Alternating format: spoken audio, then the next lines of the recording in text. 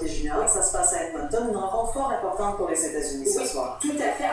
En ce moment même, cet après-midi. Oui, tout à fait, parce que les Américains ont été surpris par la Finlande. Le tournoi, ils peuvent difficilement se permettre une contre-performance face à la République tchèque aujourd'hui. Et la tension est palpable en début de match. L'indiscipline de Peter Straka permet aux Américains de profiter de l'avantage numérique de 5 minutes. Peter Mrazek résiste aux assauts américains pendant les 3 premières minutes, mais il est impuissant devant la mise en scène orchestrée par J.T. Miller au profit de T.J. Tynan. Les célébrations seront de courte durée. Les Tchèques répliquent avant la fin de la première période. Le filet de Tomáš Filippi ramène les deux équipes à la case départ et l'égalité 1-1 persiste après 20 minutes de jeu. Les Américains disputeront leur dernier match de la phase de groupe contre les Canadiens demain. Toujours au hockey dans la Ligue nationale maintenant, Sean Avery est plus que jamais persona non grata à New York. Les Rangers ont soumis l'attaquant au ballottage pour la deuxième fois cette saison. Avery a commencé la saison dans la Ligue américaine avant d'être rappelé le 1er novembre. En 15 matchs depuis son retour avec les Rangers, il a marqué 3 buts. Les Blue Jackets de Columbus seront privés de James Wisniewski pour 6 semaines. Le défenseur s'est fracturé la cheville gauche en bloquant un tir de Mike Ribeiro des Stars hier soir à Dallas. La première saison de Wisniewski à Columbus avait déjà été écourtée. Il avait raté les 8 premiers matchs en raison d'une suspension. Wisniewski a obtenu 17 points en 29 matchs. Maintenant, on va donner des nouvelles d'Alex Harvey qui participe au Tour de ski. C'est en Allemagne et qui a connu une mauvaise journée aujourd'hui. Oui, hier, le fondeur québécois avait très bien fait au prologue avec une 6e place. Les choses se sont un peu compliquées aujourd'hui lors de la première étape à Oberhof. Des problèmes de fartage l'ont ralenti dans les 2 derniers tours du parcours de 15 km. Harvey a dû se contenter de la 27e place. Le fondeur de cette période des Neiges aura la chance de se reprendre demain dans du sprint en style classique. La meilleure performance canadienne du jour revient à l'Albertain Dylan Kershaw avec une 15e position. Yvonne Babikoff a quant à lui terminé au 52e rang. L'Allemand Axel Tuckman a causé la surprise en remportant l'épreuve devant Peter Northug et Dario Colonia. Et en soccer, Thierry Henry retourne à ses anciennes amours. Oui, les Red Bulls de New York l'ont prêté au club anglais Arsenal pour 2 mois avant le début de la saison de la MLS. L'entraîneur d'Arsenal, Arsène Wenger, a eu l'idée de rapatrier Henry, qui a passé 8 saisons avec le club londonien de 1999 à 2007, remportant au passage une Ligue des Champions.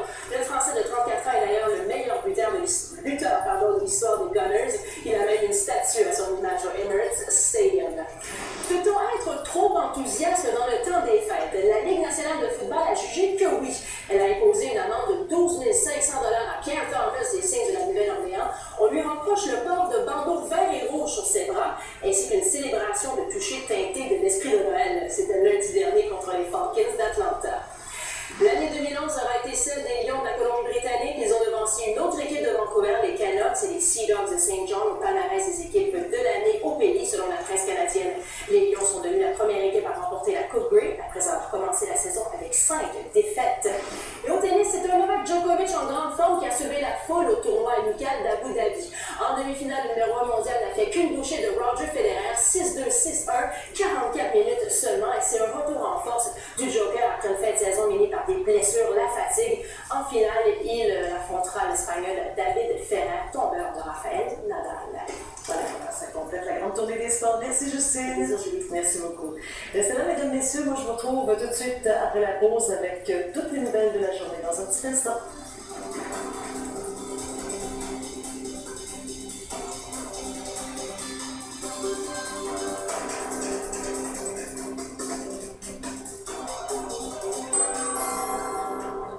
Pour la nouvelle année, mes collègues et moi allons dresser pour vous un tableau de 2011 et nous regarderons ce qui pourrait influencer votre vie en 2012. Un rendez-vous spécial. RDI Économie, dimanche 17h30. Des hommes et des femmes que vous aimez, des témoins d'une société qu'ils ont vu se transformer, un regard sur leur contribution à ce que nous sommes devenus. Les grands reportages personnalités dès le 27 janvier sur RDI.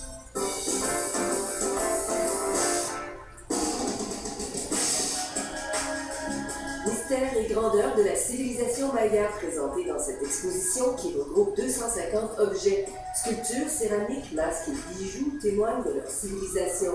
À voir au Musée royal de l'Ontario à Toronto jusqu'au 9 avril.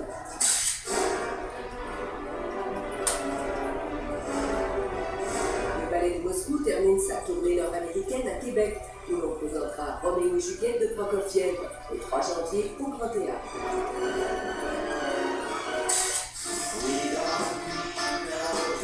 1980, The Wall de Pink Floyd a marqué l'histoire de la musique rock. L'œuvre de Roger Waters continuera de faire courir les foules en 2012. En mai à Vancouver, Edmonton et Winnipeg, en juin à Toronto, Ottawa et Montréal.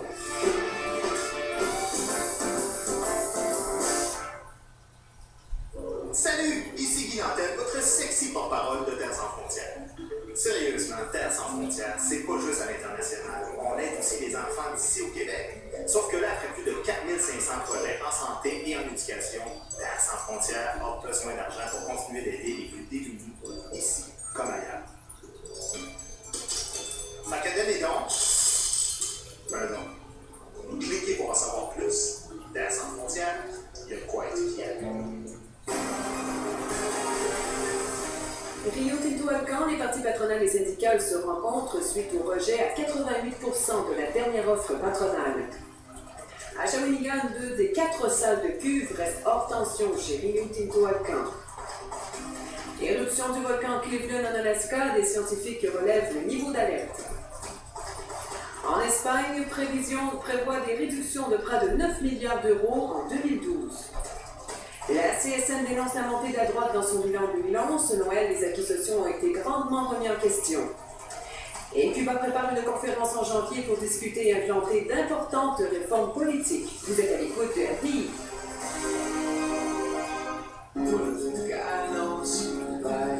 Auteur, compositeur, interprète, Adam Cohen, entouré.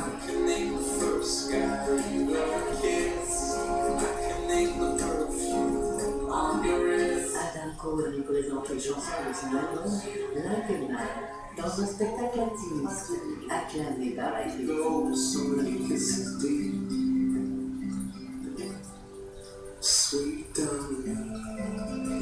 Cette fin de semaine, c'est Martin Robert qui sera là avec toute l'équipe pour vous souhaiter une bonne année. Ce que je fais moi aussi en vous disant qu'on se reverra en 2012. RDI Matin Week-end, samedi et dimanche dès 5h30 sur RDI.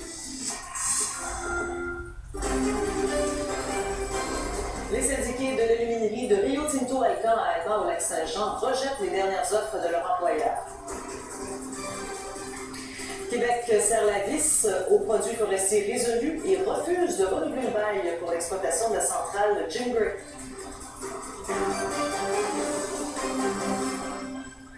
Bonjour mesdames, messieurs, ici Julie Drolet, bienvenue sur les ondes de RDI.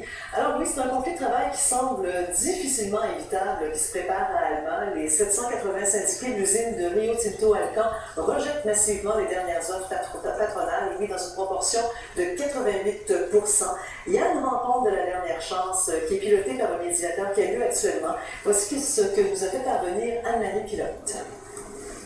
Le message est clair, les propositions finales de Rio Tinto Alcan ont été rejetées par les travailleurs à plus de 88%. Dans ses offres finales, Rio Tinto Alcan disait avoir balisé la sous-traitance, mais refusait de s'engager sur un plancher d'emploi, ce qui a frustré les travailleurs. Le vote s'est terminé tôt ce matin, mais l'Assemblée générale la plus importante avait lieu hier soir. Près de 500 travailleurs s'y sont présentés. Lorsque le président du syndicat s'est présenté sur scène, il a été accueilli en véritable héros. Les travailleurs ont plusieurs raisons d'avoir rejeté les offres. On peut en écouter quelques-uns.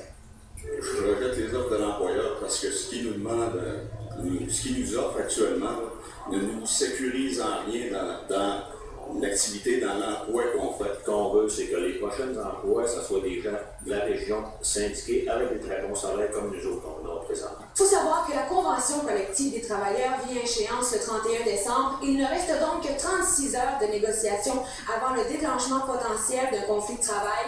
Le président du syndicat, Marc Matet, se dit ouvert pour négocier jusque dans la nuit du 30 et 31 décembre s'il le faut. On peut l'écouter. Persuadé effectivement de nos chances d'en venir encore en entente négocier. C'est toujours l'objectif.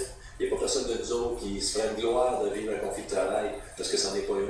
C'est une période difficile et justement, il n'y a pas de période pour vivre ça. Mais notre objectif, on pense qu'il est tout à fait raisonnable et tangible, c'est justement d'avoir un contrôle. Toutefois, le vice-président métal primaire du Saguenay-Lac-Saint-Jean, Rio Tinto Alcan, Étienne Jacques, mentionnait avant hier qu'il n'était pas question pour la compagnie de revenir sur ses propositions finales. La grève ou le lockout semble donc inévitable.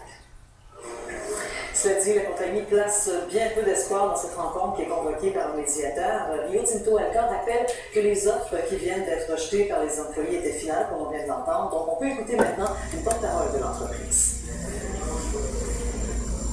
C'est décevant de voir des résultats cesser votre plan.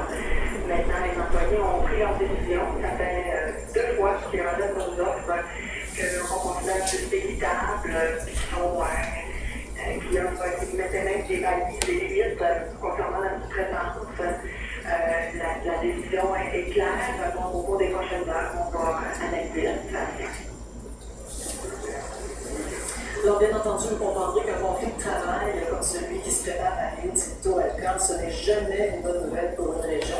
On va retrouver maintenant Serge Simard, c'est le ministre délégué aux Ressources naturelles, ministre aussi responsable de la région du Saguenay-Lac-Saint-Jean. Bonjour, M. Simard. Alors, voyez un peu ce qui se passe en grève ou en lockout, conflit de travail qui semble inévitable pour les 750